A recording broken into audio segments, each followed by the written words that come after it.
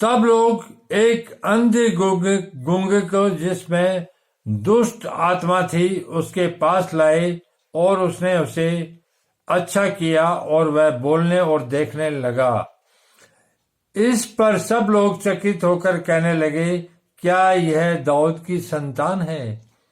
परंतु फरीसियों ने सुनकर कहा, यह तो दुष्ट आत्माओं के सरदार बाल-जबूल की सहायता के बिना दुष्ट आत्माओं को नहीं निकालता। अर्थात ये जो दुष्ट आत्माओं का सरदार है बाल-जबूल, उसकी सहायता के बिना दुष्ट आत्माओं को नहीं निकालता। अर्थात ये परमेश्वर को न मान के दुष्ट आत्माओं के सरदार बाल-जबूल को मानता है।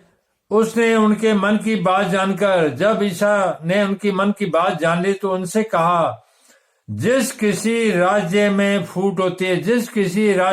फूट होती है वह उजड़ जाता है, और कोई नगर या घराना जिसमें फूट होती है बना न रहेगा। जिस नगर और घराने में फूट होगी वो बना न रहेगा। और यदि शैतान ही शैतान को निकाले तो वह अपना ही विरोधी हो गया। तो शैतान ही शैतान को निकाले तो वो अपना विरोधी हो गया। तो यहाँ बाल-जबूल दुष्ट आत्माओं के सरदार का कोई मतलब नहीं है। ये तो परमेश्वर अपने सामर्थ्य से, अपने पुत्र के कहने से ही कार्य कर रहा है। और यदि शैतान ही शैतान को निकाले तो वह अपना ही विरोधी हो गया। फिर उसका राज्य कैसा बने रहेगा? फिर शैतान को निकालेगा तो उसका वो विरोधी होगा, तो उसमें फूट पड़ जाएगी, वो नाश हो जाएगा। तो शैतान का राज्य कैसा बना रहेगा? भला यदि मैं शैतान की सहायता से दुष्ट आत्माओं को निकालता तो तुम्हारे वंश किसकी सहायता से निकालते हैं? इसलिए वे ही तुम्हारा न्याय करेंगे। पर यदि मैं परमेश्वर की आत्मा की सहायता से दुष्ट आत्माओं को निकालता हूं तो परमेश्वर का राज्य तुम्हारे पास आ पहुंचा है। या कैसे कोई मनुष्य किसी बलवंत के घर में घुसकर उसका माल लूट सकता है, जब तक कि पहले वह उससे उस बलवंत को बांध ले, तब वह उसका घर लूट लेगा।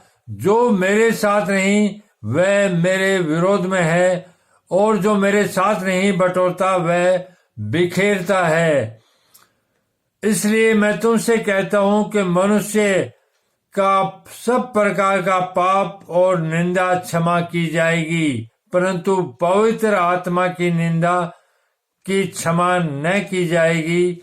जो कोई मनुष्य के पुत्र के विरोध में कोई बात कहेगा उसका वह अपराध क्षमा किया जाएगा। देखिए कितनी महान और सुंदर और पवित्र बात ईसा मसीह ने अपने मुंह से कही। जो कोई मनुष्य के पुत्र के विरोध में कोई बात कहेगा, अर्थात जो ईसा मसीह के विरोध में कोई बात कहेगा उसका वह अपराध क्षमा किया जाएगा। परंतु जो कोई पवित्र आत्मा के विरोध में कुछ कहेगा, जो कोई पवित्र आत्मा परमेश्वर के विरुद्ध जो कुछ कहेगा उसका अपराध न तो इस लोक में और न परलोक में क्षमा किया जाएगा। इससे महान और क्या वचन हो सकता है संसार में।